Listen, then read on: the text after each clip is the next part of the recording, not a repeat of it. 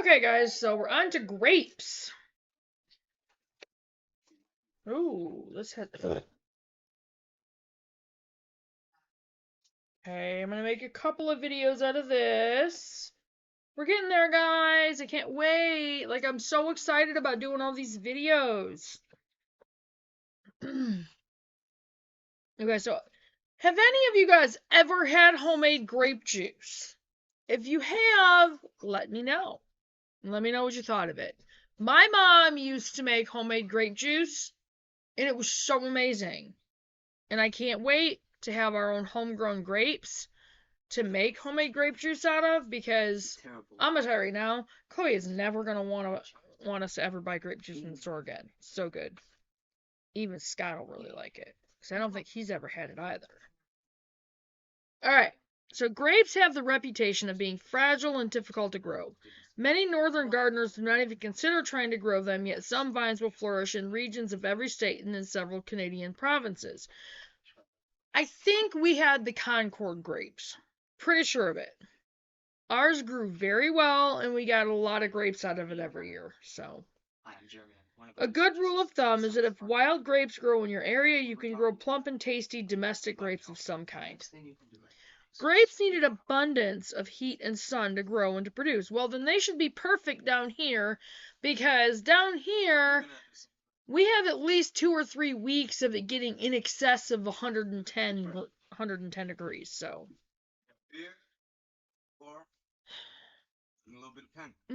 they're one of the last fruit plants to start growth in the spring, and they bloom much later than any of the tree fruits. If you live in one of the cool northern states, plant them whenever possible in heat pockets. Spots where building walls or hills form corners that trap the southern and eastern sun.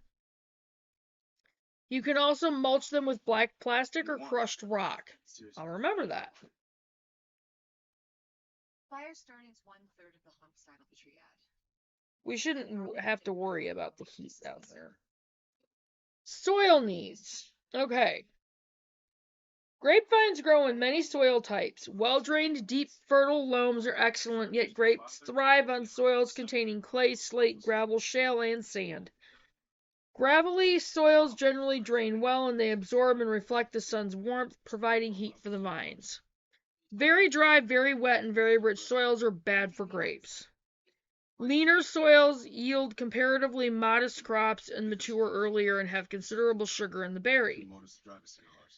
A vineyard should be plowed deeply and well disked so the soil is thoroughly pulverized and weed free. Well, our grapes are going to be...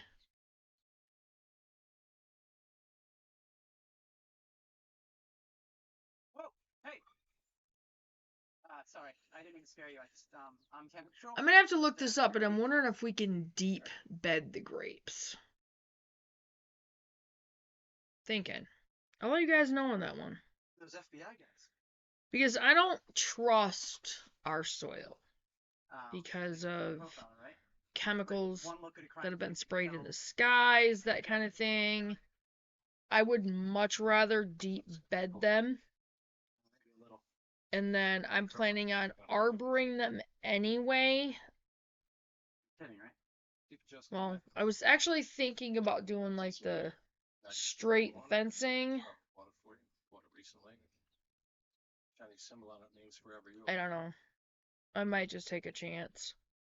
You know what? I think what I might do, instead of deep bedding them, I could deep bed them on the soil itself. And then see if I can just kind of put a growing cloth or something over the, I don't know. I'll figure it out. Protection against those chemicals. Okay. These conditions do make erosion a significant risk. If your slope is steep, the local soil conservation service can help you plant the most advantageous contour rows for your vines. Planting and supporting grapevines. In northern areas, grapes should be planted as early in the spring as the soil can be worked. Farther south, the vines can be planted in the autumn. The plants must get established before the long, hot days of summer begin. So, it's probably a good idea Drill a hole in the side, fill it with gasoline. I'm going to make sure we get our grapes as soon as possible. So I might have to add that to what I'm getting this week. But I'll probably have to get the boxed ones because I don't know if they're even going to have any of the bigger ones left. Get this stuff anyway. Okay. Order your grape stock from a nursery as nearby as possible. If you can, pick out and pick up the plants yourself. The best stock is strong, sturdy 1-year-old plants with large fibrous root systems. 2-year-old plants are more expensive and will not bear any sooner. Dig a good hole in worked up soil large enough to spread out the vines roots comfortably. Okay, so I wouldn't be able to deep bed them. I can't. All got projects. I'll have to get a soil cultivator Computing mutual gravitational for the orchard, for sure. Do you have any idea how many people We'll get it figured out, and you guys are going to see every step of it anyway, because I'm going to video all of it, so hope you guys are looking forward to those videos, because I'm looking forward to doing them. Pack the soil firmly around the roots, leaving no air spaces that could increase the chances of disease. Plant the vines at the same depth they grew in the nursery, then prune them back to a single stem, 2 or 3 buds tall. And that's what they're talking about right there.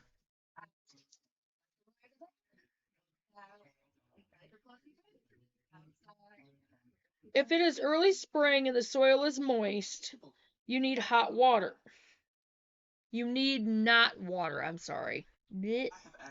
Later in the spring, you may want to water the stock well after planting. You will need a trellis. And I think the more I think about it, and it's going to save space, the more I think about it, I think it would probably be better to do the grape arbors, build the arbor, and let the grapes just grow completely over the top of it. It's going to save a lot of ground space, so. Alright. Space most hybrid cultivars 8 to 10 feet apart in the row, with the rows 8 to 11 feet from each other. Less vigorous vines can be closer together, 7 to 8 feet apart in the row. If your grape selection is not self-pollinating, you will need a partner nearby to produce well. Well, I'm going to make sure we have, there's going to be a lot more than just one of each one anyway, so. And I'm going to go over the poster with you guys that I redid, so that's going to be in another video, but alright. Vineyard soil and grape quality. You need as close to the real voice as you can get. Anything that might be in the background. Okay, you know how on Star Trek when Captain Cook asked McCoy to do something totally impossible? Actually, hold that thought. Okay. The best fertilizer for grapes. The best fertilizer for grapes is well-rotted manure or compost made with large amounts of strawy manure applied as a mulch during the growing season. In the fall, apply after manure compost or straight well-rotted manure at the rate of 15 to 20 pounds per 100 square feet. In most cases, no other fertilization is required. Vineyards given this treatment consistently yield up to 30% more fruit than those fertilized with commercial preparations. So I'll have to remember that. Alright. Vineyard soil and grape quality. Outside the box? So Morgan's always telling me, he says All grapes have an affection for gravel, flint, slate, or stony soils. One reason why hillsides are so good for grapes is that erosion has scoured the land to its porous, stoniest constituents. The best acres are so infertile and stony that a corn farmer wouldn't take them as a gift. But soil that produces great grapes and fine wines must offer a number of qualities that helps grape flourish. Here are some characteristics of productive vineyard soil. 1. Good soil drainage. This is crucial. Grapes do not like wet feet. 2. Soil pH appropriate to the variety. 3. Soil depth of at least 30 inches. Yeah, see, okay, I wouldn't be able to deep bed them then. Due to the deep rooting habits of grapes. Well, 30 inches. 36 inches is 3 feet. Obviously, somebody's been doing their homework. Still have no idea what causes. If I did 4-foot high beds. I might actually look into that and see if I can do it. For proper soil preparation, loosen, break up, and mix soil layers well below ordinary cultivation depth. And that was the beginning of the grapes. I will go ahead. The next part is the Gallery of Great Grapes. Hey. American grapes, hardiness zones 3 to 6. Flavor, tangy, definite wild quality. Fruit, blue. So there's blue grapes. That's kind of cool. Know what it means? They wouldn't grow in our zone, though. Quality, good, medium-sized berries. Ripens early autumn. Best uses juice, jelly, and wine. Okay. Candace. What's her name? Brian. Hardiness, zones 5 to 7 and 8. Flavor, sweet, fruity with a touch of spice. Fruit, red. Quality, excellent medium-sized seedless berries in large clusters. Ripens late summer to early autumn. Best uses, eating, juice, jelly, and wine. Catawba. Hardiness, zones 5 to 7 and 8. Flavor, sweet and rich. Fruit, copper red. Quality, excellent large to medium-sized berries. Ripens mid to late autumn. Best uses, eating, wine, jelly, and juice. Concord. Pretty sure this is what we had when I was growing up. Hardiness, zones 4 and 5 to 8. Flavor, excellent, sweet and clean grape taste. Fruit, blue and black. Yep, that's what we had. Quality, excellent, medium-sized berries. Ripens mid-autumn. Yep, that's exactly what we had. Best uses, eating, wine, jelly, and juice. And they made excellent juice. Concord seedless. Hardiness, zones 5 to 9. Flavor, excellent, sweet and clean. Fruit, blue-black. Quality, excellent, medium-sized berries. Ripens early to mid-autumn. Best uses, eating, pies, jelly, juice, and wine. Fredonia. Hardiness, zones 3 and then 4 to 9. Flavor, excellent, sweet and spicy. Fruit, blue-black. Quality, excellent, large to medium-sized berries. Ripens early to mid-autumn. Best uses, eating, wine, jelly, and juice. Himrod. Hardiness, zones 5 to 8. Flavor, excellent, sweet, clean, and delicate. Fruit, yellow-green. Quality, excellent, large berries. Ripens late summer to early autumn. Best uses, eating, juice, and excellent raisins. Niagara. Hardiness, zones 5 to 7 and 8. Flavor, delicately sweet, slightly tart with a subtle wild flavor. Fruit, green. Quality, excellent, large berries. Ripens late summer to early autumn. Best uses, eating and wine. Reliance. Hardiness, zones 4 to 8. Flavor, excellent, very sweet, rich, and fruity. Fruit, pink. So I might actually look into getting those ones, because that's a different one, and I didn't add those up there because I didn't even. It'd be nice to have some pink grapes. Why not, right? Quality, excellent, medium-sized seedless berries in large clusters. Ripens mid to late summer. Best uses, eating, jelly, and juice. Oh, yummy. Pink grape juice. I'll look at just the next move. So I'm going to go ahead and circle that one. And the Concord. Definitely.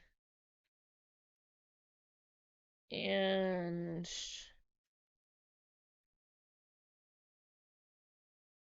not a good juice one, though. Sorry. All right. Swenson red. Hardiness, zones 3 and then 4 to 7. Flavor, very sweet. Fruit, red with blue tinge. Quality, excellent for fresh use. Ripens late summer to early autumn. Best uses, eating, jelly, and juice. Muscadine grapes, Dixie red. Hardiness, zones 7 to 9, so those would grow good down here. Flavor, well balanced and sweet. Fruit, pale red.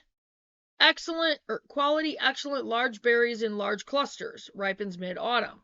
Best uses, eating, wine, juice, and jelly. So I'm going to go ahead and circle that one too, because that one sounds amazing. Okay. Hunt. Hardiness, zones 7 to 9. Flavor, very sweet. Fruit, black. Quality very good, large to medium sized juicy berries. Ripens early autumn. Best use is eating wine, juice, and jelly. I think I might try to go for some of those too. See, we're gonna end up with so many.